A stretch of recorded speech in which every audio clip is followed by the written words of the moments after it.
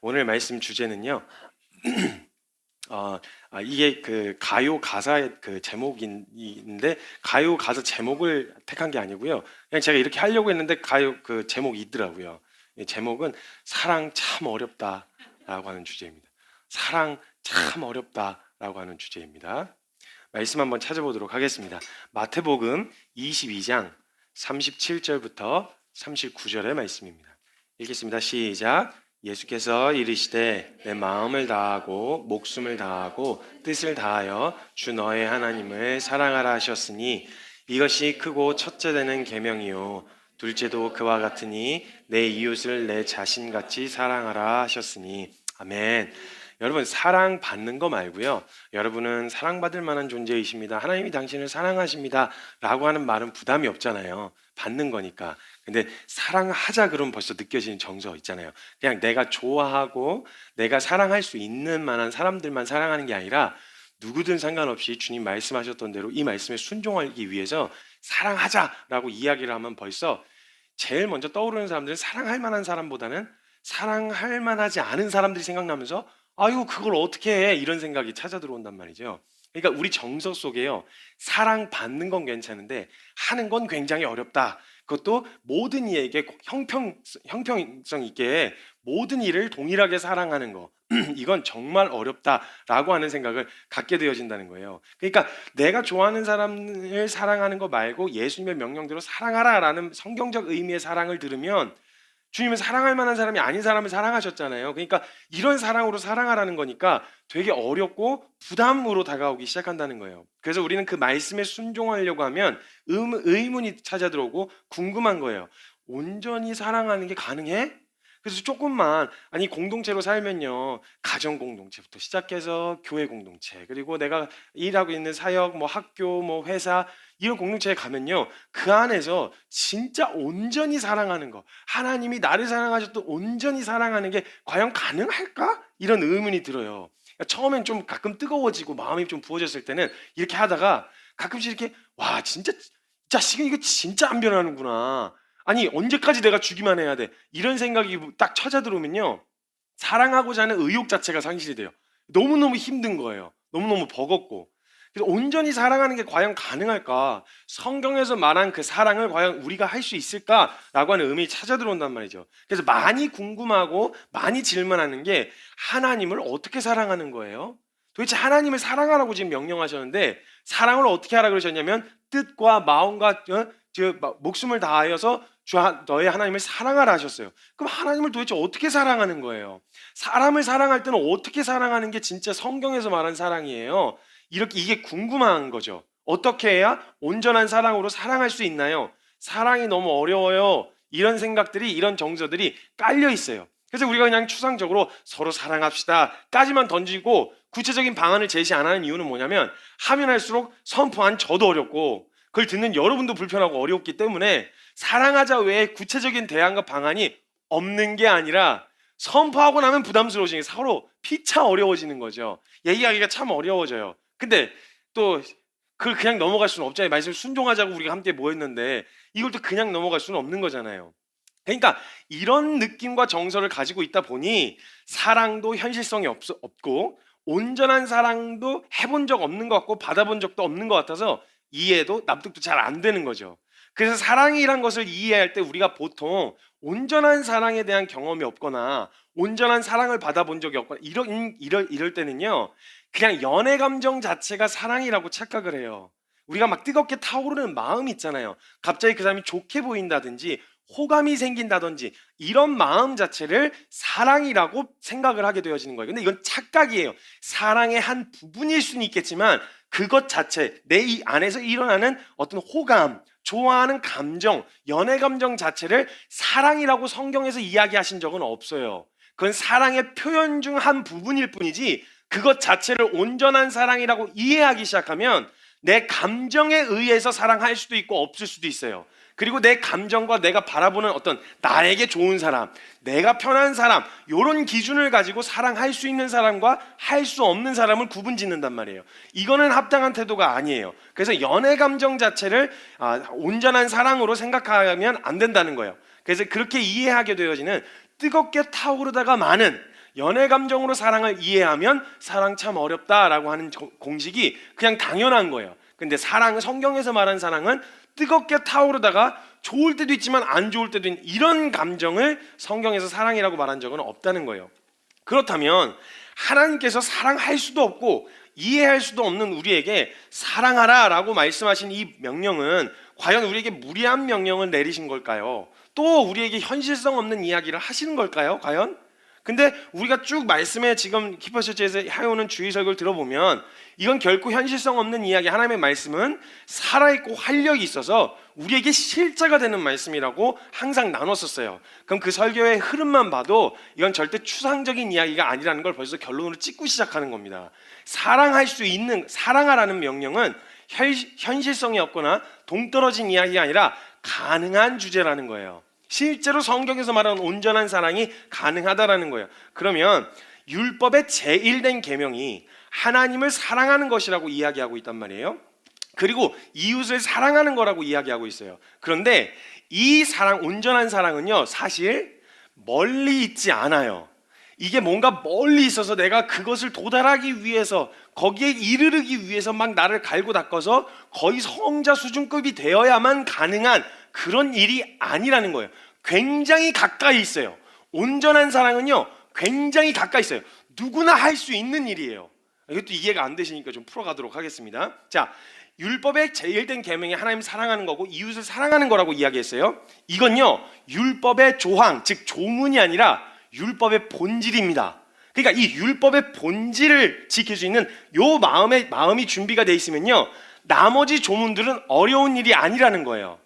왜냐하면 그 조문을 지켜야만 너가 의롭게 되어진다가 아니라 너가 이 마음이 있으면 이건 지킬 수 있어, 이런 이야기이기 때문에 율법의 본질을 지킬 수 있는 마음을 가진 사람은 조문이 어렵게 다가오지 않아요. 근데 이 마음 없이 조문을 지키려니까 어려운 거예요. 그래서 마음 없이 뭔가 하려고 하는 게 얼마나 어려운지 여러분 아시잖아요. 하기 싫으면요, 하고 싶은 마음이 있으면요, 누군가 말을 안 해주면 내가 먼저 말을 꺼내요. 혹시 뭐 이거 해야 되지 않을까요? 뭐 이런 거 해야 되지 않을까요? 이렇게 먼저 말을 꺼내요. 근데요, 혹시라도 마음이 없는 일을 당할 때는요, 그걸 꼭 해야 되는 이유가 수만 가지가 필요해요. 해야 하는 이유가 수만 가지가 필요해요. 그래서 계속 물어요. 왜요? 이걸 왜 해야 되는데요? 이거 꼭 해야 되는 거예요? 이렇게까지는 해야 되는 거예요? 이렇게 이유가 너무 많이 필요해요. 그래서 너무 타당한 이유들이 많으면 하긴 하는데 그것도 마음이 없으면 어쩔 수 없이 해요. 수동적으로. 그래서 수동적으로 이거 여기 치우자, 쓰레기 눈에 보이는 것 좀 주워. 그러면 눈에 보이는 큰 쓰레기만 주워요. 먼지 막 이런 거 있는데도 큰 쓰레기만 주고, 막 닦지도 않고 그냥 큰 쓰레기만 줘요. 그래서 야, 하는 김에 이거 좀 같이 닦고 이렇게 좀 저기 묻은 거 있으면 같이 닦지 그랬어. 쓰레기만 주우라 그랬잖아요. 이게 딱 시킨 것만 하면 굉장히 수동적이어져요. 근데요, 이게 내 거야, 내가 막 갖고 싶어 이러면요, 시키지 않았어도 야, 우리가 하자, 이거 정리하자, 깨끗하게 닦자, 저기 먼지 있는 것 같아, 야, 먼지 좀 털자, 이렇게 능동적으로 움직이게 되어진다는 거예요. 근데 만약 우리가 마음이 없이 율법의 본질인 하나님을 사랑하고 이웃을 사랑하는 마음 없이 십계명을 대해보세요. 계명, 조문을 접근해 보시라고요. 이거 그냥 나를 억압하고 힘들게 하는 것밖에 안 돼요. 여러분, 10가지의 십계명의 조항이 1계명부터 4계명까지는 하나님과의 관계 조항이에요. 그리고 나머지 5계명부터 나머지 10계명까지는 이웃과의 관계 조항이에요. 그러니까 하나님과의 관계와 이웃과의 관계라는 거예요. 그럼 거기 그 율법의 본질인 하나님을 사랑하고 이웃 사랑을 하면 계명이 어려울 일이 뭐 있어요? 어떻게 해야 되는지 아이디어가 없었는데 가이드를 제시해 주니 얼마나 고마워요. 사실은 따지고 보면 본질을 지킬 마음이 있었으면 조문은 가이드지 억압이 아니란 말이에요. 난 옥죄는 것이 아니었단 말이에요. 그러니까 본질을 잃어버린 조문은 큰 의미가 없다는 거예요.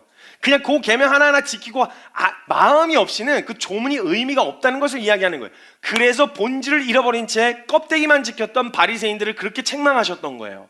너가 그 마음이 있었더라면 이 율법은 가이드야. 하나님 앞에 하나님이 뭘 기뻐하실까, 뭘 좋아하실까를 정확하게 구체적으로 제시해주는 가이드란 말이야. 그러면 너가 하나님을 사랑하고 기쁘시게 해드리고 싶은 소망함이 있었더라면 뭘 좋아하는지 아이디어를 몰랐는데, 야, 그 사람은 이거 좋아해, 야, 꽃 주면 좋아해, 이렇게 누가 정보를 주면 고마울 일이지, 답답해, 왜 꽃만 줘야 돼?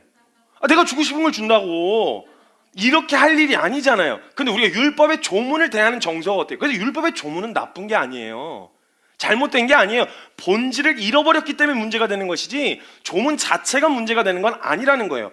교회 안에 세워진 수많은 가이드들과 수많은 원칙들이 있어요. 이거는요 잘못된 게 아니에요. 사람들이 자꾸 율법주의다 하는 말은, 율법주의의 잘못된 이유는 본질을 잃어버린 채 내가 그 조문만 잘 지켜 행하면 난 고로 깨끗한 사람, 난 고로 괜찮은 사람, 철저하게 초점이 자신에게 맞춰져 있기 때문에 문제가 발생하는 것이지, 하나님을 사랑한다라고 하는 이 본질을 가진 지닌 채로 조문을 접근해서 율법을 지켜 행하면 하나님을 향한 사랑을 더 풍성하게 표현하게 하고 하나님의 사랑이 더 충만하게 드러나게 하는 긍정적 가이드 역할을 해주는 거란 말이에요. 문제는 본질을 잃어버려서 문제인 거죠. 그러니까 사랑하는 마음을 잃은 채 연인이라고 하는 껍데기만 남아서 그걸 가지고 해주는 이벤트와 선물이 무슨 의미가 있겠어요? 마음은 없어, 근데 선물은 해줘. 이게 얼마나 무의미한 일이겠어요? 선물을 받으면 기분은 좋겠어요? 그러니까 하박국에서도 주님이 말씀하신 거 뭐예요? 선지자들아 너 조심해라. 너희들이 경건해 보이는 모든 태도를 한다고 해도 너희의 그 본질을 잃어버린 그 악한, 이거는 난 역겹다. 난 역겨워. 이걸 받을 수가 없어. 난 주님의 마음이 그러신 거예요. 나는 마음을 받고 싶은 거지 조문 하나하나 지켜서 행하는 그게 무슨 의미가 있겠냐. 나한테 그런 거 가지고 오지 마. 마음이 없는 거 가지고 오지 마. 나한테. 이런 마음이시란 말이에요. 마찬가지예요. 율법의 조문은 본질이 전제되어 있을 때에야 의미가 있는 것이지 조문 자체만 가지고선 아무런 의미가 없다라는 이야기인 거예요. 그래서 성경에서는요, 이런 율법의 조문을 이야기할 때, 그러니까 이것을 지켜라, 이것을 지켜 행하라, 이것은 하지 말아라, 저거는 안 된다 라고 이야기하는 이런 조문을 이야기할 때는요, 본질이 전제로 깔려 있는 거예요. 하나님을 사랑한다면 하지 마. 왜냐면 하나님이 기뻐하시지 않는 거야. 만약에 너가 하나님을 사랑한다면 이걸 해. 왜냐면 이게 하나님이 기뻐하시는 거거든. 그럼 이게 가이드가 된단 말이에요. 내게 유익이 된다는 거죠. 근데 만약 이런 전제를 가지고 조문을 접한다면 율법은 너희에게 결코 어려운 일이 아니라고 성경에서 이야기하고 있단 말이에요. 마치 사랑하는 연인을 만나러 가는 일이 수고롭거나 번거롭게 여겨지지 않는 것처럼요, 약속을 잡고 그 사람을 만나러 가기 위해서 꽃단장을 하고 단장을 해서 어떻게 하면 더 멋있어 보일까, 어떤 머리 스타일을 좋아할까, 이런 걸 좋아할까, 이런 걸 막 고민하고 이렇게 하는 그런 것들을 번거롭거나 수고롭게, 내가 왜 그 사람을 위해서 이렇게 해야 돼? 내가 왜 이 옷을 입어야 돼? 내가 왜 화장해야 돼? 내가 왜 수트를 입어야 돼? 이렇게 번거롭게 생각 안 한다고요. 사랑하는 마음이 있으면요, 그 대상에 대한 막 좋아하는 호감과 이런 마음이 있으면요, 그 사람을 위해서 하는 일들이, 만나러 가는 일이 수고로움으로 여겨지지 않는 것처럼 선물을 하고 기념일을 챙기고 데이트를 하는 것을 수고나 희생으로 여기지 않잖아요. 근데 조문만 지키려니까, 본질을 잃어버린 채 조문만 지키려고 하니까 내가 주님을 위해서 뭔가 해주고 있다는 생각을 하는 거예요. 내가 자꾸 뭔가 희생을 하고 있다고, 내가 봉사를 하고 있다고 생각하는 거예요. 주님을 위해서. 봉사와 희생 자체가 잘못됐다는 게 아니라 본질을 잃어버린 껍데기는 주님이 기뻐하시지 않는다고 성경에서 이야기하고 있다고요. 이와 같이 율법의 본질을 이해하면 조문 자체가 무리하거나 불가능한 이야기가 아니라는 걸 역시 저와 여러분 동의가 될 수밖에 없을 거예요. 그래서 신명기 30장 11절에서 14절까지의 말씀을 보면 이렇게 적혀 있습니다. 내가 오늘 너에게 명령한 이 명령은 너에게 어려운 것도 아니요 먼 것도 아니라, 내가 너에게 지금 주는 신명기예요. 율법을 주시는 거예요. 계명을 주시는 거예요. 그 계명을 주는데 그 계명은 너희에게 어려운 것도 먼 것도 아니라고 이야기해요. 하늘에 있는 것이라서 너무 멀어가지고 닿을 수 없는 일이라거나 닿을 수 없어서 누가 저거를 끄집어 내려서 우리가 저걸 지키게 할까, 이런 먼 이야기가 아니라 이것이 저 바다 밖에 있는 것이 아니니 네가 이르기를 누가 우리를 위하여 바다를 건너가서 그의 명령을 우리에게로 가지고 와서 우리에게 들려 행하게 하려 할 것도 아니라 오직 그 말씀이 너에게 매우 가까워서 내 입에 있으며 내 마음에 있은즉 내가 이를 행할 수 있느니라. 마음만 있으면 네가 이를 능히 행할 수 있다라는 거예요. 어려운 일이 아니라는 거예요. 성경에서도 말하기를 율법이 어려워서 지키지 못하는 게 아니라 실은 본질이 아닌 조문만 가지고 생각하니까, 생각해 보세요. 제가 훈련을 하고 있는 훈련 안에서요, 저희가 훈련하는 공동체 안에서 연애 금지라고 하는 훈련 원칙이 있습니다. 그 훈련 기간 중에는 연애가 금지예요. 근데 연애 금지라고 하는 조문만 딱 들으면 느낌이 뭐야 그걸 또 왜 못하게 해? 근데 그거를 하지 못하게 하는 이유가 1시간은 설명할 수 있어요. 1시간은 왜 지금 그 시기에 그걸 하면 안 되는지에 대해서 1시간을 설명해 줄 수 있어요. 그러면 나는 이것 자체, 그러니까 하지 않는 것 자체가 의미가 있는 게 아니라 더 중요한 것에 집중하기 위하여 이걸 필요로 하는 거야. 그러니까 너가 만약에 난 이게 더 중요해 라고 하고 있으면 요거는 크게 어려운 일이 아닐 거야. 왜냐하면 이거 하면 얼마나 마음 뺏기고 시간 뺏기는지 아니까 여기에만 먼저 집중하라고 세워진 가이드니까 여기에 집중해. 그러면 여기에 집중해야 되는구나를 생각해야지 왜 못하게 하는 거야 를 생각하면 본질은 이해를 못하고 조문만 지키다가 너무 힘들어요, 율법주의예요, 너무 딱딱해요, 너무 공의만 주장해요, 이런 이 얘기가 나오게 되어지는 거예요. 이런 이와 같은 원리로 성경에서 말하는 율법과 가이드들은 반드시 본질이 있어요. 그걸 왜 시키셨는지, 반드시 그걸 허용하고 내버려 두면 그 본능에 충실하게 반응하다 보면 어느 자리에 가게 될지 뻔히 보이기 때문에 이거 하면 안 돼, 알겠지? 왜냐하면 이 영역으로 계속 너가 허용해서 가다 보면 하나님의 말씀에 순종할 수 없는 자리에 가 있을 거야, 네가. 그러니까 말씀에 더 집중하고 말씀에 더 귀를 기울이기 위해서 이걸 하지 마예요. 이거 자체 안 하는 것 자체가 의미가 있는 게 아니라, 그러면 더 깊이 집중하고 그분과의 관계에 더 깊이 나아가기 위해서 이걸 해야지, 목적 자체가 그냥 이걸 안 하는 것만으로만 버티면 그런 수동적인 태도가 우리에게 나타날 수밖에 없다라는 거예요. 그러니까 율법이 어려워서 지키지 못하는 게 아니라 실은 본질이 아닌 조문만 들여다봐서 어렵게 느껴지는 거예요. 그 성경이 지금 그렇게 얘기하고 있는 거예요. 마음이 없어서 지키지 않는 거라고 이야기하고 있는 거예요. 마음이 없는 일을 하는 게 얼마나 어려운지는 아까 설명했던 것처럼 우리가 너무 잘 알고 있다는 거죠. 결국은 율법의 본질인 하나님을 사랑하고 이웃을 사랑해야 율법이 요구하고 있는 조문, 즉 우리가 신앙생활하는데 규모 있는 신앙생활, 즉 크리스찬다운 삶이 가능해지는데 이 본질 자체가 다가오지가 않으니까 조문 자체가 굉장히 힘들게 다가오는 거예요. 근데 문제는 그 본질을 지켜야 되는데, 본질, 즉 하나님을 사랑하고 이웃을 사랑해야 되는데 하나님을 온전히 사랑하고 이웃을 내 몸과 같이 사랑하는 것을 어떻게 할 수 있냐는 거예요. 이걸 하면 율법의 조문과 우리가 신앙생활하는 삶이 어렵게 안 느껴질 거거든요. 이 본질을 이해하면 이게 가능해지면 조문이 어렵잖아요. 가이드대로 그대로 행하면 되니까. 근데 문제는 그 본질인 하나님을 온전히 사랑하고 그 다음에 이웃을 내 몸과 같이 사랑하는 이 온전한 사랑으로 이웃을 사랑하는 게 힘들다는 거예요. 이게 힘든데, 그러니까 나머지는 다 당연히 어렵게 느껴지는 거예요. 그러니까 우리가 신앙에 어려웠던 문제의 본질은 조문이 어려워서가 아니라 요 마음이 어려웠다는 거예요. 온전한 사랑을 어떻게 할 수 있냐는 거예요. 온전한 사랑으로 하나님을 어떻게 사랑할 수 있고 온전한 사랑으로 이웃을 어떻게 사랑할 수 있냐는 거죠. 이런 문제를 가지고 있었단 말이에요. 그럼 한번 생각해 보시죠. 우리가 계속 묻는 게 온전히 사랑하는 게 뭐예요? 이웃을 진짜 사랑하면 어떻게 해야 돼요? 라고 생각할 때요, 우리가 정말 온전한 사랑을 몰라서 그런 얘기를 하는 걸까요? 온전한 사랑을 어떻게 해야 되는지 정말 모르고 있는 걸까요, 우리가 과연? 오늘의 본문 말씀 한번 가만히 살펴보시죠. 자, 율법의 크고 중요한 것은 뭐라고 이야기하시냐면 내 마음을 다하고 목숨을 다하고 뜻을 다하라고 해서 주 너의 하나님을 사랑하라고 하셨어요. 그러니까 마음과 목숨과 뜻을 다하는 전부를 걸어서 사랑하라는 거예요. 이게 온전한 사랑이라고 이야기하는 거예요. 이런 사랑으로 사랑하라니까 사랑이 불가능해 보이는 거예요. 이런 사랑, 그냥 좋아하는 거 정도는 할 수 있는데 그런 사랑으로 온박 진짜 전부를 건 사랑으로 사랑하라는 건 그건 말도 안 돼요. 그건 불가능해요. 그리고 얘기하시는 게 뭐냐면 이와 같이, 같은 원리라고 말씀하시는 거예요. 목숨을 다하고 마음을 다하고 뜻을 다하라고 하는 이 같은 원리로 이와 같이 사랑하라고 하셨는데, 근데 이웃을 사랑하라고 하실 때는 좀 다르게 표현하세요. 뭐라고 표현하시냐면, 만약에 이게 같은 원리라면 이렇게 표현하셔야 되잖아요. 내 마음을 다하고 목숨을 다하고 뜻을 다하여 주 너의 하나님을 사랑하라. 이와 같이 네 마음을 다하고 목숨을 다하고 뜻을 다하여 이웃을 사랑하라. 이렇게 얘기하셔야 되잖아요. 근데 지금 같은 원리라고 이야기하시는데 이웃을 사랑하되 어떻게 사랑하라고 하셨어요? 네 자신을 사랑하는 것처럼 사랑하라고 하셨어요.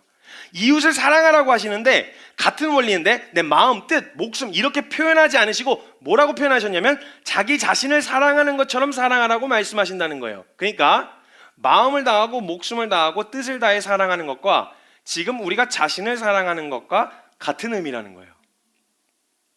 그러니까 지금 저와 여러분은 온전한 사랑을 못하고 있는 게 아니라 하고 계세요.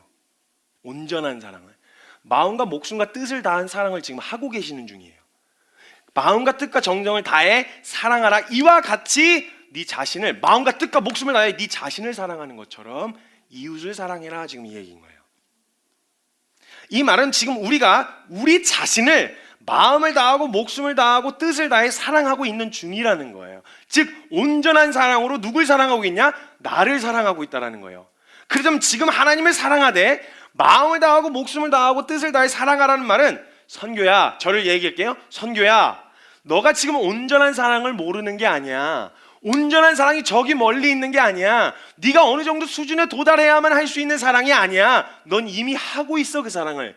그 온전한 사랑이 굉장히 가까이에 있어. 그 온전한 사랑의 에너지가 이미 너 안에 충만히 준비되어 있어. 다 되어 있단 말이야. 할 수 없는 게 아니야. 할 능력이 없어서 못하는 게 아니라 그 사랑이 너를 향해 있는 거야. 지금 그 얘기를 하시는 거예요. 그 사랑의 대상이 너 자신을 마음을 다하고 목숨을 다하고 뜻을 다해 사랑하고 있다는 거예요. 그러니까 온전한 사랑을 위해서 없는 사랑을 만들어내야 하거나 온전한 사랑이 가능한 수준의 사람이 되기 위해 나를 갈고 닦아야 되는 게 아니라 결국 방법은 하나예요. 사랑의 대상이 바뀌어야 된다는 거예요. 온전한 사랑은 이미 갖고 있어. 그런데 네가 사랑의 대상이 너야. 근데 지금 사랑에 대해서 이야기하실 때 율법의 제일 된 계명 중에 하나님을 그렇게 사랑하고 이웃을 그렇게 사랑하고 너 자신도 그렇게 사랑하라 라는 명령이 없죠. 왜냐하면 충분히 하고 있거든요. 이미 내가 그 온전한 사랑으로 나를 충분히 사랑하고 있어요. 너 자신을 사랑하라는 말씀이 없어요. 오히려 그 사랑의 대상이 바뀌어야 하기 때문에 단호하고 강경하게 이야기를 하시죠. 너 자신을 미워해야 한다.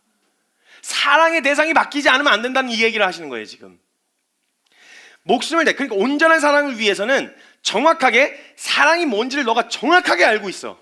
그러니까 사랑하려면 이렇게 해야 되고 이런 사랑이고 이게 온전한 사랑이고 이렇게 설명할 필요가 없어. 이미 너가 그 사랑을 하고 있거든. 그러니까 너가 너 자신에게 하는 것처럼 대상만 바꿔봐. 그게 온전한 사랑이야. 이 얘기인 거예요. 온전한 사랑은 멀리 있지 않아요. 그래서 주님도 섬김의 원리는 이렇게 해야 섬김이고 저렇게 해야 섬김이고 이렇게, 아니 그게 너가 받으려고 하는 대로 해라. 섬김을 받고자 하는 대로 섬기면, 그러면 그게 바로 온전한 섬김이다. 예수님의 섬김이 네가 받고자, 왜냐면 온전한 사랑으로 날 사랑하고 있거든요. 온전한 사랑으로 날 사랑하셔서, 하나님이 날 사랑하셔서 섬기신 섬김을 우리가 어떻게 할 수 있냐면, 내가 온전한 사랑으로 날 사랑해 받기 때문에 나를 내가 어떻게 섬기는지 너무 잘 알아요. 상처받기 싫어서 숨는다든지, 나를 보호하고 나를 어떻게든 품고 나를 수많은 말들로 합리화시킨다는 건 품어준다는 얘기잖아요. 내가 나를 품어주는 거예요. 다른 사람들이 뭐라고 해도 나를 해주는 거예요. 근데 만약 이 대상이 바뀌어 보세요. 대상이 바뀐다고 한번 생각을 해보세요. 요 그대로, 그 사랑 그대로 대상만 바뀌면 온전한 사랑이라는 거예요. 이게 온전한 사랑이 이미 하고 있는데 대상은 자기 자신을 그렇게 사랑하고 있다는 거예요. 여러분, 저와 여러분은요 사랑의 원리를 모르지 않습니다. 온전한 사랑이 멀리 있지 않아요. 이미 우리는 그 온전한 사랑을 하고 있는 중이에요. 마음과 목숨과 뜻을 쏟아서 사랑하는 대상이 성경에서 말하는 하나님과 이웃이 아니라 자기 자신일 뿐, 온전한 사랑은 지금 이미 하고 있는 중이라는 거예요. 그러니까 하나님께서는요 이 온전한 사랑을 이렇게 하라는 설명보다는 자신에게 쏟아져 있는 이 사랑의 대상이 바뀌어야 함을 강조하실 수밖에 없는 거예요. 사랑이라고 하는 에너지를, 주님 저 사랑할 수 있게 해주세요. 아니, 사랑할 수 있는 에너지가 이미 있다니까요. 그게 자기 자신에게 향해 있을 뿐이니까 주님은 그럼 뭐라고 얘기하시겠어요? 자기 부인해. 너를 미워하지 않으면 안 돼. 그 사랑의 대상을 옮겨야 돼. 이 얘기를 하시는 거예요. 근데 우리가 사랑이 어려운 게 아니라 사랑의 정확하게 이 원인을 정확하게 하셔야 돼요.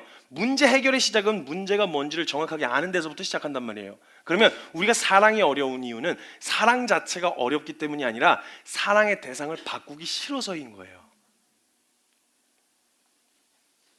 사랑의 대상을 바꾸는 것이 어려운 거예요. 어려운 이유는 싫으니까. 그 사랑의 대상을 나에게서 다른 대상으로 옮기기가 싫은 거예요. 그래서 예수님은 누가복음 14장 26절에 무릇 내게 오는 자가 자기 부모와 처자와 형제와 자매와 더욱이 자기의 목숨까지 미워하지 아니하면 능히 내 제자가 되지 못한다라고 얘기하셨어요. 목숨까지도 미워하지 않으면, 자신을 사랑하는, 목숨을 다해 사랑하는 내 자신을 미워하지 않으면 예수님을 사랑할 수도 없고 따르는 제자로서의 삶은 불가능하다는 거예요. 이미 가지고 있는 온전한 사랑을 내가 아니라 이웃에게로 대상을 바꾸라는 거예요. 근데 이 바꾸라고 하면 이것까지만 하면 결론이죠, 그렇죠? 근데 문제는 바꾸는 게 그렇게 어렵다는 거잖아요. 바꾸는 게 힘들다고 이 생각이 드시잖아요, 지금. 저기 하는데 바꾸는 게 답이에요. 그러면 그게 바꾸는 게 답이구나, 이런 결론이 아니라 그러니까 그게 어렵다고, 그게 대안을 제시하라고, 그게 이런 생각이 든단 말이에요. 그것을 바꾸는 게 그렇게 어려운 이유가 있어요. 뭐 때문에 그러냐면 두려움 때문에 그래요. 두려움 때문에. 사람은요, 모두가 사랑받고자 하는 욕구가 있어요. 내가 용납되어지길 원하는 욕구가 있단 말이에요. 나를 있는 그대로 받아주길 바라는 욕구가 있단 말이죠. 그런 온전한 사랑을 갈망하고 있어요. 근데 둘러보세요. 있으시던가요? 나를 있는 그대로 품어주고 용납해주고 온전한 사랑으로 나를 사랑해주는 대상이 있겠어요? 둘러보지만 없단 말이에요. 그런 대상이 없어요. 그러니까 내가 가지고 있는 사랑, 그 온전한 사랑을 대상을 바꿔버리면 나 누구한테 사랑을 받죠? 그러니까 내가 나를 사랑해야 되는 거예요. 왜냐면 내가 나를 사랑하지 않으면 나를 사랑해 줄 사람이 없거든요. 이런 온전한, 목숨을 다하고 뜻과 마음을 다해서 날 사랑해 주는 대상이 없거든요. 그러니까 남을 사랑 못 하겠는 거예요. 이 사랑이 나를 향해 있어야만 내가 사랑받을, 내가 날 지켜야 돼요.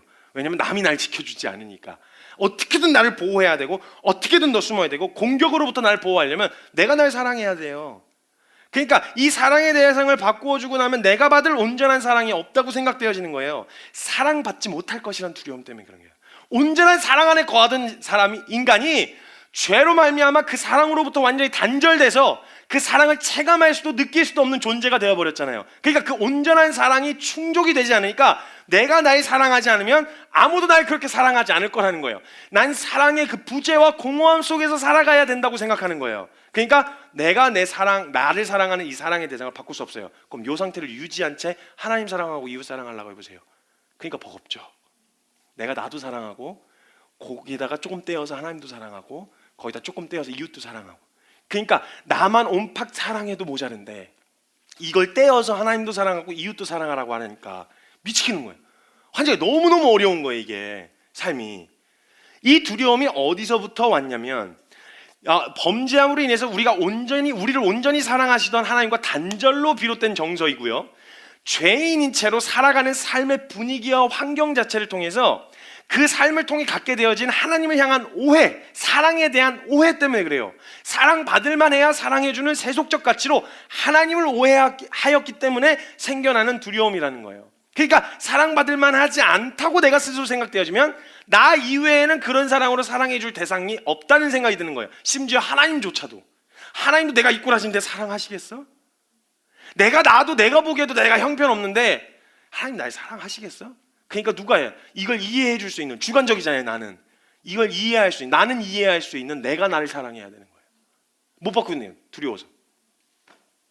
죄인이 되어서 우리의 지정이 모두가 망가져 버려서 더 이상 하나님을 경험할 수도 체험할 수도 체감할 수도 없는 상태가 되어버린, 완전히 망가져 버려서 더 이상 하나님의 사랑을 체감하여 느낄 수 없게 되어져 있는 상태에다가 하나님을 향한 오해까지 더해져서, 하나님이 우리를 사랑한다는 그 사랑에 대한 오해까지 더해져서 이런 두려움이라고 하는 정서가 우리를 사로잡고 있는 거예요.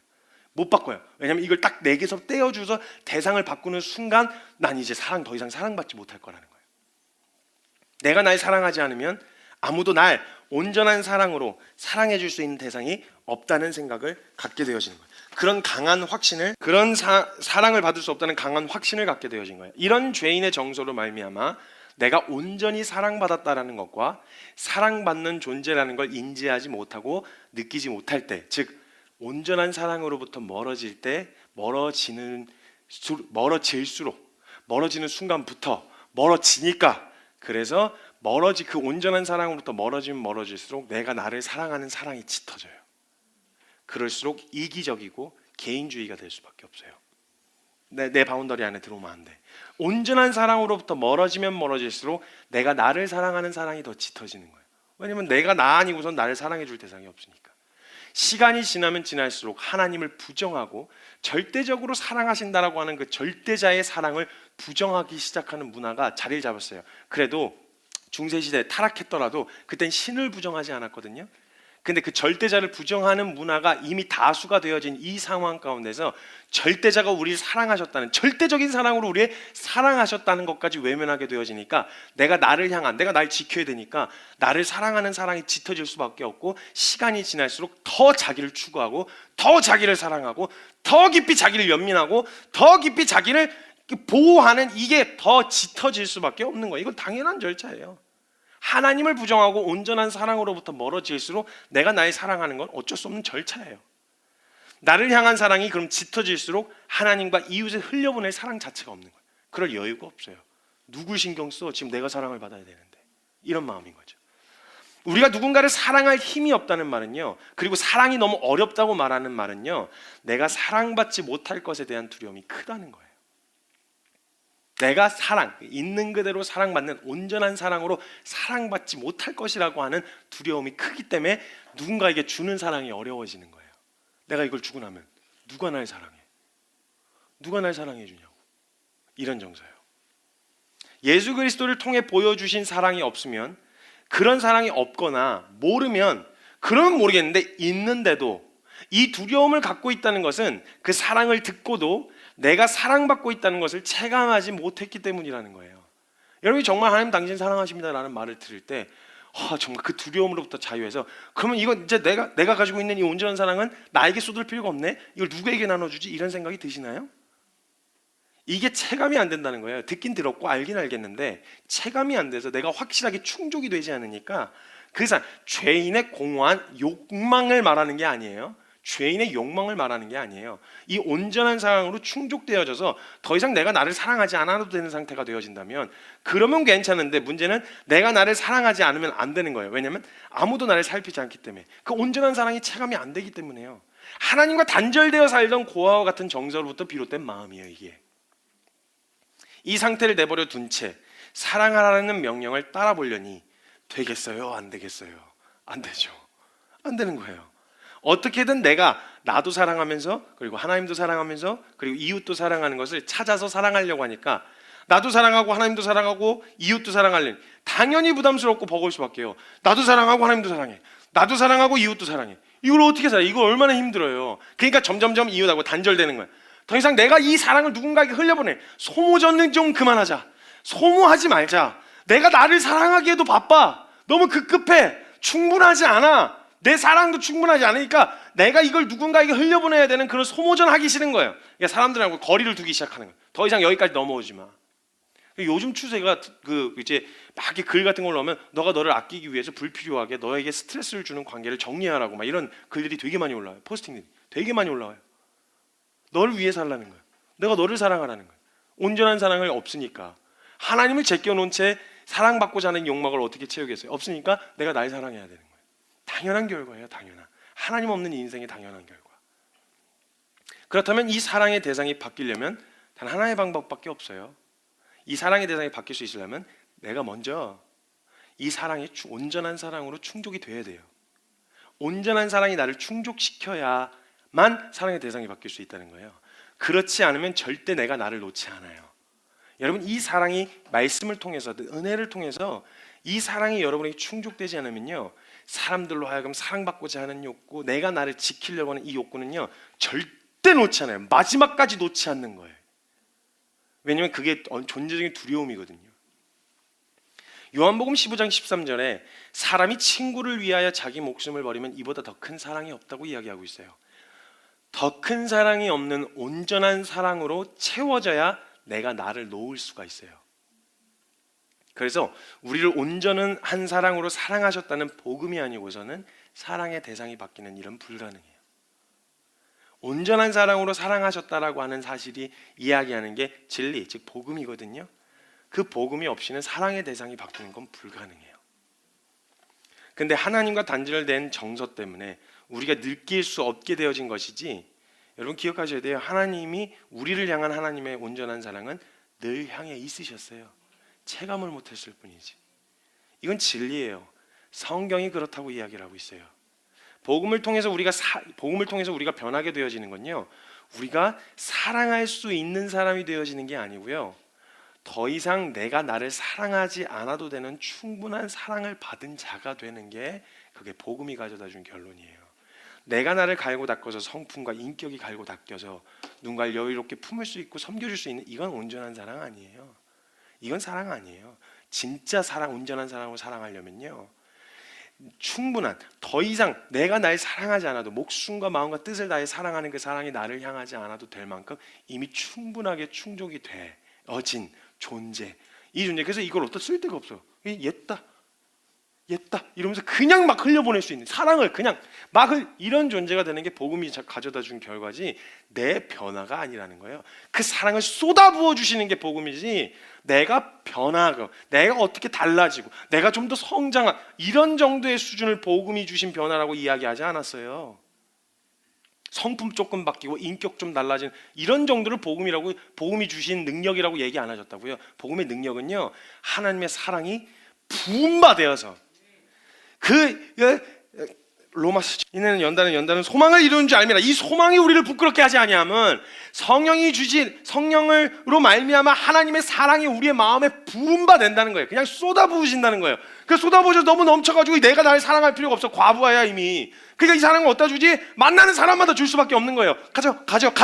그래서 그냥 이게 내가 뭔가 능력이 좋아서 된 게 아니라 난 이제 이거 더 이상 필요 없어. 내가 쥐고 있는 온전한 사랑은 나를 향할 필요가 없어. 이게 복음의 능력이었다고요. 그 알량한 마음으로 그냥 어떻게든 지켜보려고, 이런 정도가 아니라 여유롭게 퍼다 줄 수 있는 건 여유로운 마음을 가진 사람으로 변화돼서가 아니라 여유로운 사랑을 충만하게 받았기 때문에 그게 가능한 거예요. 복음을 통해서 우리를 사랑할 수 있는 사람으로 바꾸시는 게 아니라 더 이상 내가 나를 사랑하지 않아도 되는 충분한 사랑을 받은 자가 돼서 내게 있는 온전한 사랑은 더 이상 나에게 향할 필요가 없어서 누군가에게 흘려보낼 수 있게 되어지는, 이게 복음을 누리는 거 아니겠어요? 이것이 복음을 통해 사랑의 대상이 바뀌어졌다는 말인 거예요. 그래서 주님은요, 먼저 사랑하라는 명령 이전에 사랑을 먼저 하셨어요. 충만한 사랑으로 우리를 먼저 사랑하셨어요. 우리가 느꼈든 느끼지 못했든 체감했든 안 했든 상관없이 주님이 먼저 사랑하셨어요. 요한 1서 4장 19절에 우리가 사랑할 수 있는 것은, 우리가 사랑함은 그가 먼저 우리를 사랑하셨습니다. 그 사랑하셨기 때문에, 이 충만한 사랑 때문에 그게 가능한 거예요.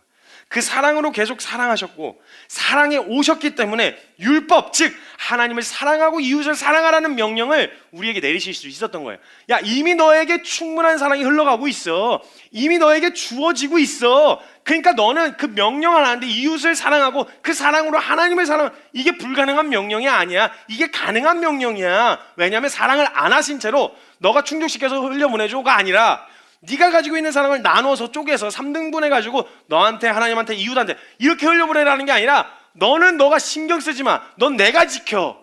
너의 사랑의 그 마음은 내가 채워. 그러니까 네가 가지고 있는 거 너한테 쏟을 필요 없으니까 뿌려. 그냥 막 뿌려. 그래서 이 명령을 내리실 수 있었던 거예요. 마음과 목숨과 뜻을 다하여 주 너의 하나님을 사랑하고 이와 같이 이웃을 내 몸과 같이 사랑하라. 그 온전한 사랑을 주시지 않고 사랑하라고 하셨으면 당연히 불가능한 명령인데, 이 온전한 사랑을 우리에게 주셨기 때문에, 주어졌기 때문에 하실 수 있는 명령이었다는 거예요. 그러니까 사랑하라는 명령은 뭐냐면, 네가 너 자신을 사랑하지 않아도 돼. 그거보다 더 온전한 사랑으로 널 사랑하고 있으니까 두려워하지 않아도 돼 라는 말씀이에요. 하나님 우리를 향한 사랑의 고백이에요. 사랑하라는 명령은 널 사랑하고 있어 라는 말이에요. 그래서 요한 1서 4장 18절에 이렇게 이야기하고 있습니다. 사랑 안에는 두려움이 없고 온전한 사랑이 두려움을 내어 쫓나니 두려움에는 형벌이 있습니다. 두려워하는 자는 사랑 안에서 온전히 이루지 못하였느니라. 하나님을 사랑하면 두려움이 없어진다는 말이 아니에요. 그 사랑을 받으면 두려움에 사로잡힐 필요가 없다는 거예요. 내가 하나님을 사랑하고 그렇게 사랑하면 두렵지 않아, 이게 아니에요 여러분.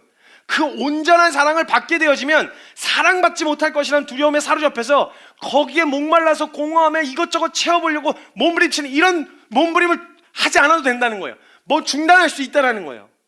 그 두려움으로부터 자유해질 수 있다는 거예요. 그러니까 하나님을 사랑하고 이와 같이 이웃을 사랑하는 것이 가능해진다는 거예요.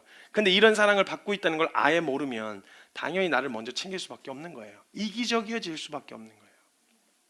그래서 이 사랑을 모른 채 말세가 되잖아요.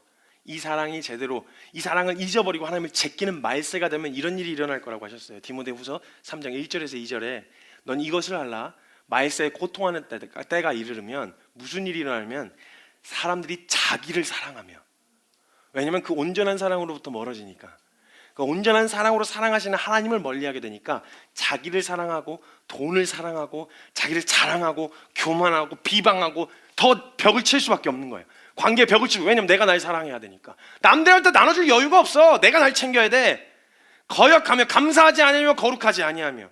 지금 우리는 이게 말세 하나님의 사랑을 모른다고 말하는 사람들에게서 나타날 반응이라는 거예요. 당연한 절차예요. 그 온전한 사랑을 경험 있는 줄도 모르니까 당연히 이렇게 갈 수가 없어요. 근데 지금 저와 여러분은 그 사랑을 안다고 말하는데도 사랑하지 못하는 것 때문에 어렵고 힘든 것이잖아요. 어렵고 힘든 거잖아요. 나를 사랑하셨다는 나를 향한 하나님의 사랑, 이것을 알면 바뀔 수 있다는데 우리는 그걸 안다고 말하면서도 안 돼. 이건 왜 그런 거냐면 우리가 우리를 사랑하신다는 하나님의 온전한 사랑을 의심하고 있기 때문에 그래요. 의심하는 거예요. 설마, 에이 설마. 모르는 사람들은 몰라서 자기를 사랑할 수밖에 없는데 안다고 말하는데도 이게 두려운 이유는 의심하기 때문에 그래요. 온전한 사랑을 의심하는 거예요. 이 사랑을 의심하면요, 아예 그 사랑이 있는 줄도 모르는 사람들과 똑같이 내가 나를 사랑하는 사랑이 짙어질 수밖에 없어요. 그러니까 교회에 빠른 세속화가 일어날 수밖에 없는 거예요. 이걸 계속 의심하는 거예요. 이미 내게 주어진 온전한 사랑이 있다는 걸 알면서도 의심하는 이유는요, 아마도 내가 나의 실상을 알기 때문에 그래요. 내가 사랑받을 만한 존재가 아니라는 걸 누가 봐도 남이 말해주지 않아도 오히려 그리스도인들이 양심이 더 개발돼 가지고요, 하나님의 사랑을 의심하기가 충분해요. 나 같은 걸 사랑하신다고? 에이, 사람들은 자기를 더 사랑하기 위해서 자기를 포장하고 가꾸는데요, 그래도 그리스도인들은 성경을 드러나잖아요. 우리의 폐부까지 감찰하시는 하나님의 말씀 앞에 서잖아요. 그러니까 보면은 가룟 유다 보면은 가룟 유다 꼬라지가 꼭 내 꼬라지 같고 이스라엘 백성도 꼬라지가 꼭 내 꼬라지 같으니까 이런 실상을 계속 말씀을 통해서 직면하게 되니까 더 의심할 수밖에 없는 거예요. 더 의심할 수밖에 없는 거예요. 에이, 이런데 사랑하신다고? 이런데 아유 안 돼. 야, 이 사랑을 내 실상을 알기 때문에 그래요. 몰라도 날 사랑할 수밖에 없는데, 모르면 그 사랑이 있는 줄 몰라서 날 포장하지만 아는데도 그런 이유는 뭐냐면 말씀을 통해서 드러난 내 실상을 내가 더 알기 때문에 그 온전한 사랑이 나를 향할 것 같지는 않은 거예요. 그 사랑이 나에게 쏟아질 사랑은 아니라는 거예요. 잘하는 사람, 대단한 사람, 믿음 좋은 사람, 의지 강한 사람에겐 향할지 모르겠지만 설마 그 사랑이 나에게 향하겠어? 라고 하는 의심이 찾아 들어온 거죠. 지금의 내가 나를 봐도 지금 내 상태 있는 그대로를 받아줄 대상은 아무도 없다는 생각을 하게 되는 거예요. 이대로를 사랑해주는 사람은 아무도 없다. 하나님이 기뻐하시는 것은 우리의 믿음인데, 근데 지금 저와 여러분의 믿음의 상태를 그냥 진단한다면, 스스로 진단한다면 딱 보시기도 하나님이 기뻐하실 것 같은 믿음이실까요? 이게요, 자기 스스로를 진단하라 그러면 이게 안 나와요, 결론이. 저 믿음 좋은데요? 저 이 정도면 충분하지. 이렇게 얘기할 수 있는 생각이 없는 사람은 그렇게 할 수 있어요.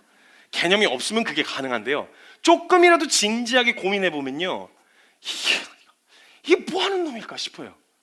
조금만 진지하게 자신의 영적 상태를 시험해 보면요, 이거 뭐 하는 놈이지? 이만큼 알았는데도, 이만큼 들었는데도 나 뭐 하는 놈이지? 이런 생각이 그냥 찾아 들어올 수밖에 없어요. 만족스럽지가 않은 거예요. 그러니까 하나님도 날 기뻐하시고 사랑하실 것 같지가 않은 거예요. 내 믿음을 기뻐하실 것 같지 나를 기뻐하실 것 같지는 않은 거예요. 그러니까 내가 이 믿음을 이루어내서 만들어내서 이걸 보여줘야, 증명되어야, 이걸로 나를 방패사 마귀 삼아서 하나님 나 이 정도 믿음을 가지고 있어요, 이렇게 해야만 하나님 날 받아주실 것 같은 거 있죠. 그런 게 없을 때는 날 가릴 게 아무것도 없어. 날 포장할 게 아무것도 없는 거예요. 그래서 우리가 그러니까 이런 상태, 하나님도 나를 기뻐하시고 사랑할 것 같지 않은 거죠. 여러분 생각해 보세요. 우리가 정말 잘하면요, 신앙에 하나도 오차 없이 정말 완벽하게 정말 잘하고 있다고 스스로 생각하게 되어지면 그 사랑이 의심되겠어요? 안 되죠. 아니 내가 잘하고 있는데 사랑받을 만하고 그런 자격이 있는 사람인데 그러면 그 사랑을 의심할 필요가 뭐 있겠어요? 하나님이 왜 나를 사랑하시는지 모르겠어요 라고 말하는 사람들의 100%는요 대부분 남이 알고 나도 아는 어떤 깊은 그 어둠 가운데 둘러 빠진 상태의 사람들이 보통 이 얘기를 많이 해요. 보통 아니 거의 100%예요. 내가 봐도 내 실상 꼬라지가 형편없고 주님이 보셔도 형편없을 것 같고 남이 봐도 내 꼬라지가 아주 형편없는 그 상태가 됐을 때 하나님의 사랑을 의심해요. 에이, 사랑하시겠어? 나도 나를 용서하기가 힘든데, 나 같은 것도 이렇게 하기가 힘든데 누가 나를 품어주시겠어? 대부분 남이 알고 나도 알 만큼 내 상태가 형편없다는 걸 발견하게 된 사람들이 하는 말이었어요. 그래서 그때는 아니야, 넌 사랑받을 만한 존재야 라고 이야기하는 게 절대 위로가 안 돼요. 그렇게 이야기하는 사람들한테 가서 이야기해 보세요. 나는 진짜 주님 날 사랑하시겠어? 왜 날 사랑하죠? 나 같은 거 사랑 안 하죠? 이렇게 얘기하는 사람한테 아니야, 넌 사랑받을 만한 존재야. 당신은 사랑받기 위해 태어난 사람. 이 위로가 하나도 안 돼요. 그게 위로가 되겠어요? 그 놀리는 것 같아요. 그냥 당신은 사랑받기 하면 갑자기 그걸 듣고 깨달아가지고 감사해요, 깨닫지 못했었는데 내가 이걸 할 수 있겠어요? 못해요. 안 된다니까. 이게 이미 나도 알고 남도 알 만큼 완전히 둘러 빠져 있는 상태라, 이 상태에 누가 날 사랑하겠어? 니도 말은 그렇게 하지만 날 그렇게 사랑해? 아니잖아. 너 그냥 네가 해야 되는 얘기니까 그냥 한 거잖아. 너가 그런 사람으로 날 사랑해? 너 내 입꼬라지인데 너 나 사랑할 수 있겠어? 안 되는 거예요. 안 받아들여져요. 사랑받을 만한 존재가 아니라고 알고 있는데 자꾸 사랑받을 만한 존재라고 이야기하니까 받아들여지지 않고 납득이 안 되는 거예요. 그때 정확하게 이야기를 해주고 싶은 거예요.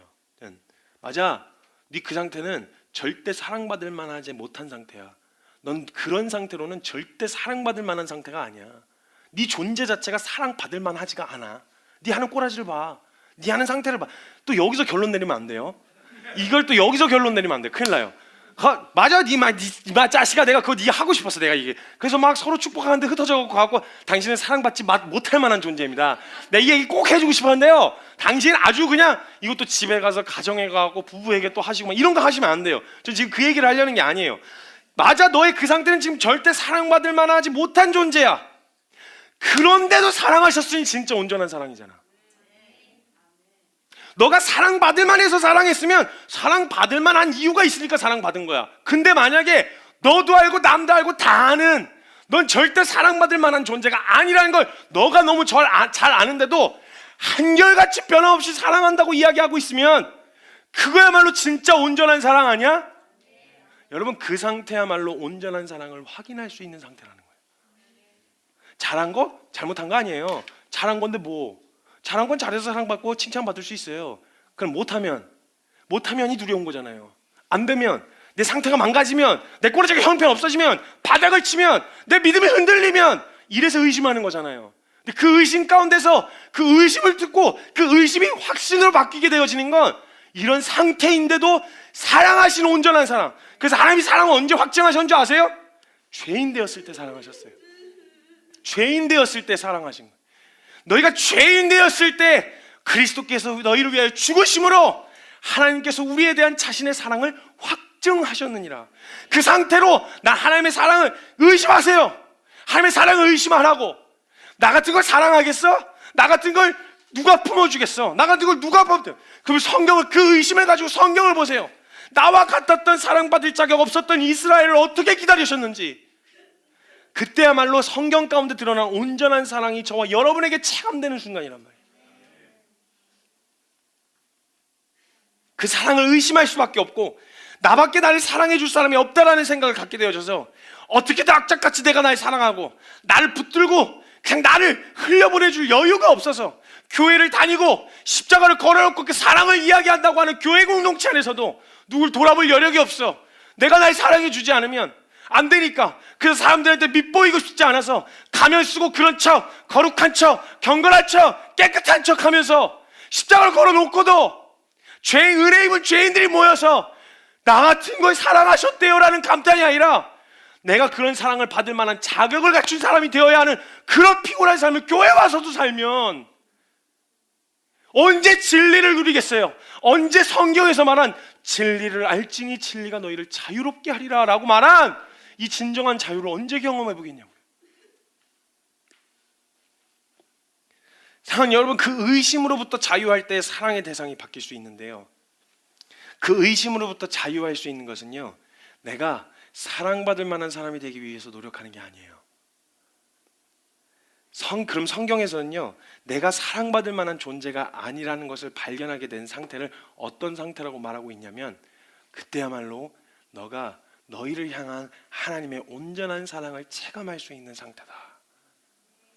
은혜가 은혜되어질 수 있는 순간이다.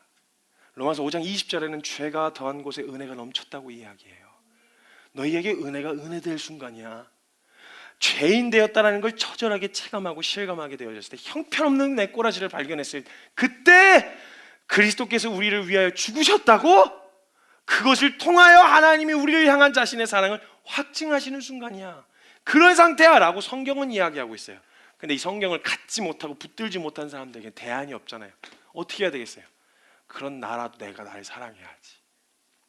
합리화하고 변명하고.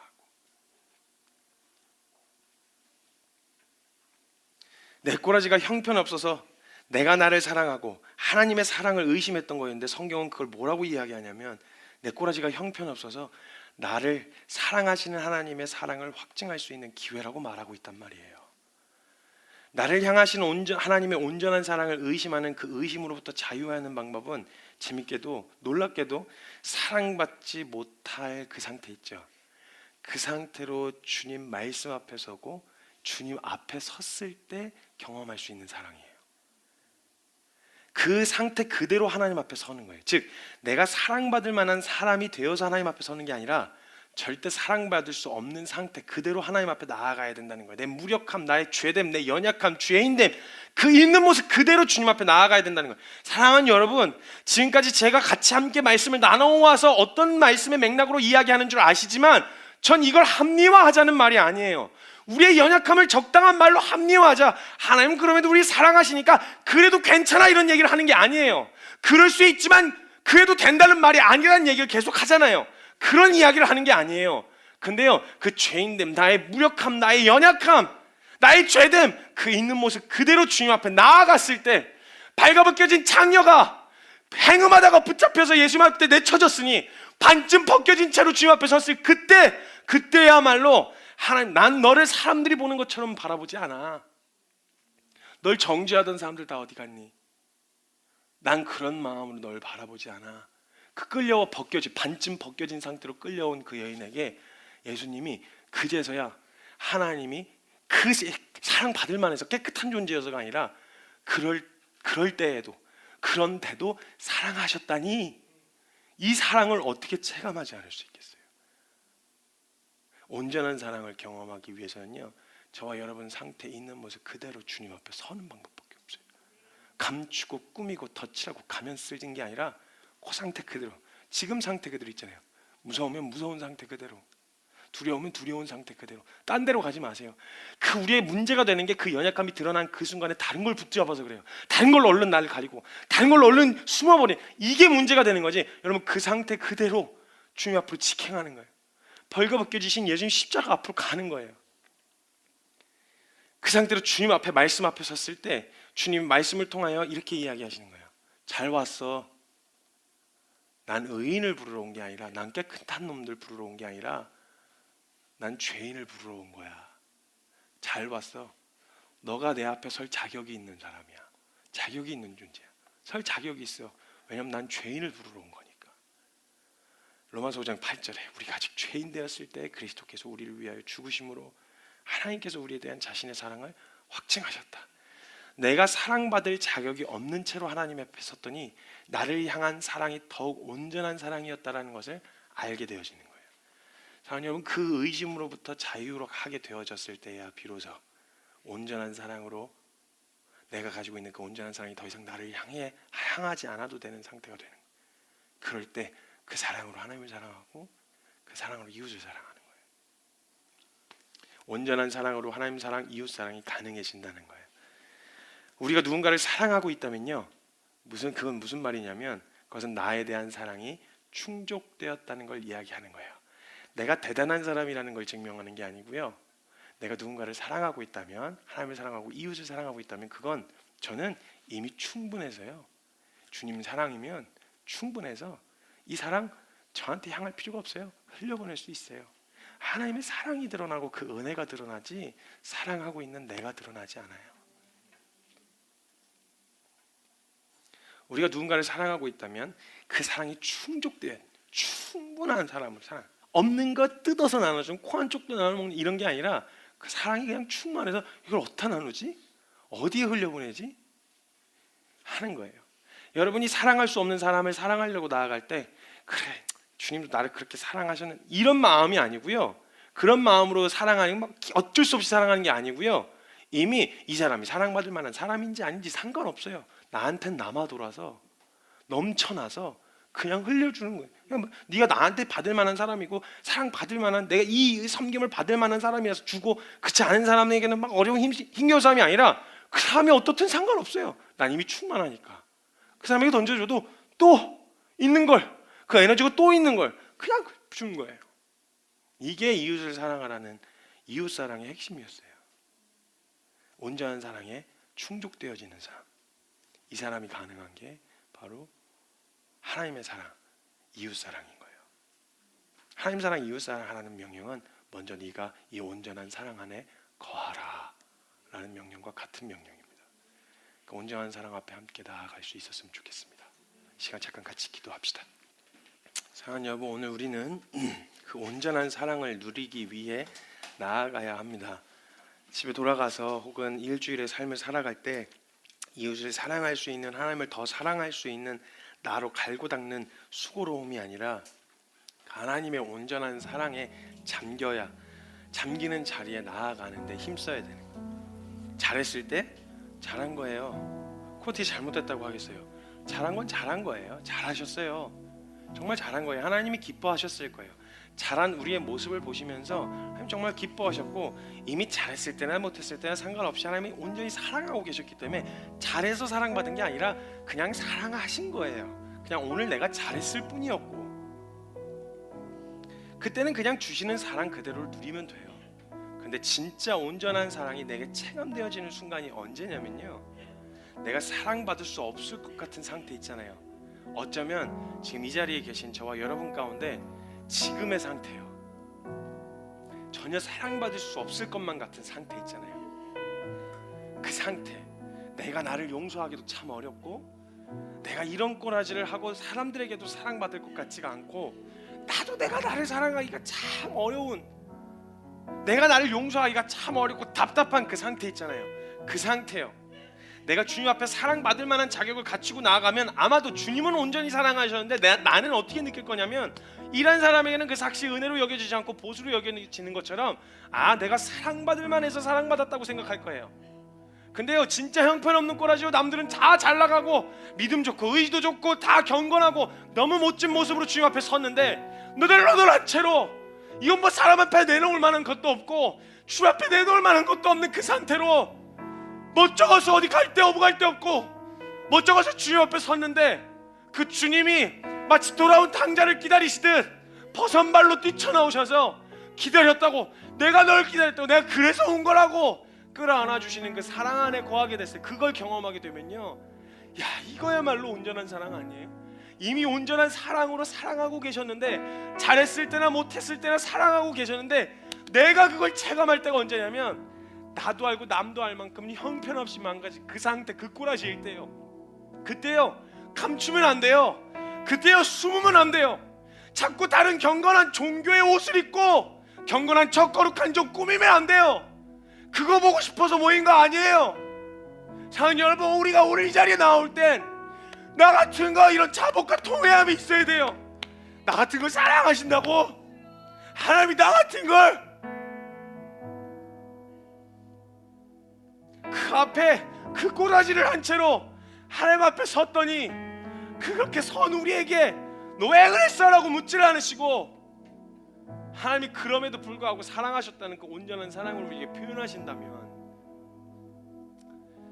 그 온전한 사랑을 체감할 수 있는 저와 여러분이 될 수 있는 거예요. 여러분, 그 사랑에 잠기면요, 하나님을 사랑하고 이웃을 사랑하는 거, 이거 어려운 명령이 아니에요. 더 이상 내가 날 사랑할 필요가 없는데 뭐. 내가 나를 봐도 사랑받을 건덕지가 아무나도 없는 것 같아 보이는 그때 나를 향한 온전한 사랑을 확인할 수 있을 때라는 거예요. 우린 이웃을 사랑하는 것으로 하나님을 향한 우리의 사랑을 증명하려고 해요. 아니에요. 이웃을 사랑한다는 것은 우리를 향하신 하나님의 사랑을 확증하는 거예요. 받은 사랑이 충분해서 내가 나를 사랑할 필요가 없어지는 거예요. 이 충분한 사랑을 받으려면, 의심에서 벗어나 확증을 하려면, 사랑하는 여러분, 오늘 저와 여러분 상태, 그 상태 그대로 오늘 주님 앞에 나아가야 돼요. 나의 영적 상태가 내가 나를 봐도 나를 용납할 수 없는 그때 말이에요. 내 상식으로 내가 절대 사랑받을 수 없는 그 상태 말이에요. 그 상태로 주님 앞에 섰을 때 온전한 사랑으로 우리 사랑하셨던 것을 체감할 수 있는 거예요. 그러면요, 그 사랑받은 자는요, 이 고백이 가능해지는 거예요. 내가 형제를 위하여, 자매를 위하여 목숨을 버리는 것이 마땅합니다. 이게 가능해져요. 왜냐면 그런 사랑으로 목숨을 내어던진 그 온전한 사랑으로 난 사랑받았거든요. 이미. 사랑하는 여러분, 그 자리에 나아갑시다. 오늘 이 상태 그대로, 이 모습 그대로 주 앞에 나아갑시다. 여러분, 신앙생활 얼마나 했냐, 직분 뭐냐 이런 거 생각하지 마시고 오늘 이 상태, 영적 상태 그대로 주님 앞에 섭시다. 그리고 이런 나를 사랑하신, 이럼에도 불구하고 한 번도 나에게서 온전한 사랑을 거두어 가신 적이 없는 하나님이 사랑하시기로 작정하신 게 우리가 사랑받는 이유지, 내가 잘나서 잘해서 의지가 강해서 잘 붙들고 있어서가 아니라는 거예요. 내가 말씀을 붙드는 게 아니라 말씀이 날 붙들어요. 내가 주님을 붙드는 게 아니라 주님이 날 붙들어요. 내가 은혜를 지키는 게 아니라 은혜가 날 지켜요. 그 자리에 서는 거예요. 우리 함께 그 자리에 서서 그 사랑을 마음껏 누려봅시다. 그 온전한 사랑 안에 마음껏 거하여 봅시다. 우리 그 주님의 충만한 사랑 가운데 함께 있는 모습 그대로 함께 나아가겠습니다. 함께 기도합시다. 주님,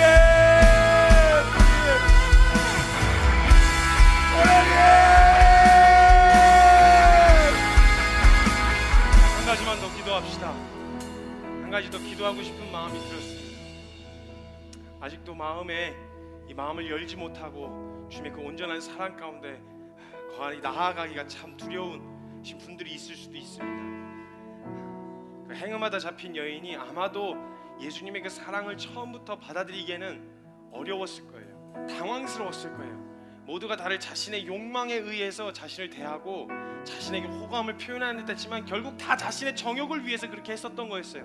근데 다른 사심 없이, 정말 다른 사심 없이 자신을 그런 사람으로 사랑한다고 이걸 처음 겪어봤을 거고요. 매우 당황스러웠을 거예요. 그래서 마음을 열기보다는 긴장하고, 왜? 나에게 다른 바라는 것이 있는 건 아닐까? 다른 마음 때문에 그러는 건 아닐까? 의심하고 또 의심해 봤을 수도 있어요.